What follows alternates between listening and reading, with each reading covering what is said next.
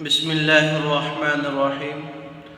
آج ہم گفتگو کریں گے ہمارے نبی کریم صلی اللہ علیہ وسلم کے اخلاق کس قدر اعلیٰ تھے۔ حضرت انس رضی اللہ تعالیٰ عنہ سے روایت ہے، وہ فرماتے ہیں کہ لم یکن النبی صلی اللہ علیہ وسلم فاحشا ولا لعانا ولا سبابا۔ نبی کریم صلی اللہ علیہ وسلم گالی گلوچ نہیں کیا کرتے تھے، لوگوں کو طعن و تشنیع نہیں کیا کرتے تھے، اور لوگوں کو برا بلا نہیں کہا کرتے تھے۔ یعنی غصے کی حالت میں بھی آپ صلی اللہ علیہ وسلم تہذیب کا دامن اپنے ہاتھ سے نہیں چھوڑنے دیتے تھے، بلکہ جب انتہا طور پر ناگواری کا اظہار بھی کرنا ہوتا تو اس طرح کے الفاظ فرماتے کہ اس کی پیشانی خاک آلود ہو جائے، یا اس کو کیا ہوا۔ تو اس طرح کے الفاظ تو ملتے ہیں، لیکن گالی گلوچ کرنا یا کسی کو طعن و تشنیع کا نشانہ بنانا، کسی کو بہت زیادہ برا بھلا کہنا کہ اس کی عزت نفس مجروح ہو جائے، ایسا کرنا آپ صلی اللہ علیہ وسلم کی سنت کے خلاف ہے۔ ایسے ہی آپ صلی اللہ علیہ وسلم کبھی بھی کسی سائل کو نہ نہیں کہتے تھے،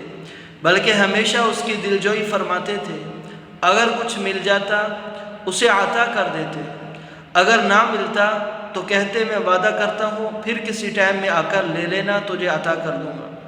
یا بعض دفعہ آپ صلی اللہ علیہ وسلم قرض لے کر بھی کسی سائل کی حاجت کو پورا فرما دیتے تھے، کبھی بھی نہیں کا لفظ نہیں کہتے تھے کہ میں نہیں دیتا، کوئی بھی تسلی والی بات کہہ کر اسے بھیج دیتے تھے۔ ایسے ہی حضرت عائشہ رضی اللہ تعالی عنہ سے پوچھا گیا کہ نبی کریم صلی اللہ علیہ وسلم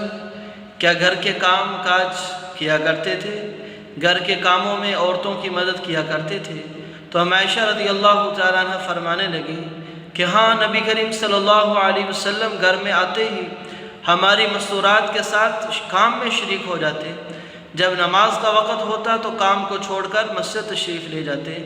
تو گھر میں آ کر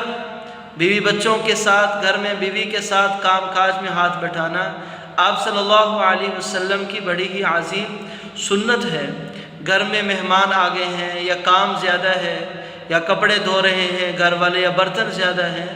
اگر آپ اپنے گھر والوں کے ساتھ ان کے کام میں ان کی مدد کروا دیں گے، ایک تو اللہ رب العزت کی طرف سے اجر ملے گا،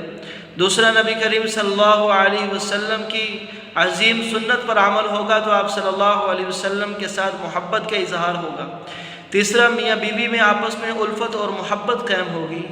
اور نمبر 4 بچوں کو ایک بہت بڑا سبق ملے گا ایک دوسرے کی ہمدردی اور ایثار کا۔ آپ صلی اللہ علیہ وسلم کی یہ عظیم سنت جس گھر میں زندہ ہوتی ہے، اس گھر میں ہمیشہ خوشیاں ہی خوشیاں ہوتی ہیں، نفرتوں کے جنازے اٹھ جاتے ہیں، یعنی نفرتیں ختم ہو جاتی ہیں۔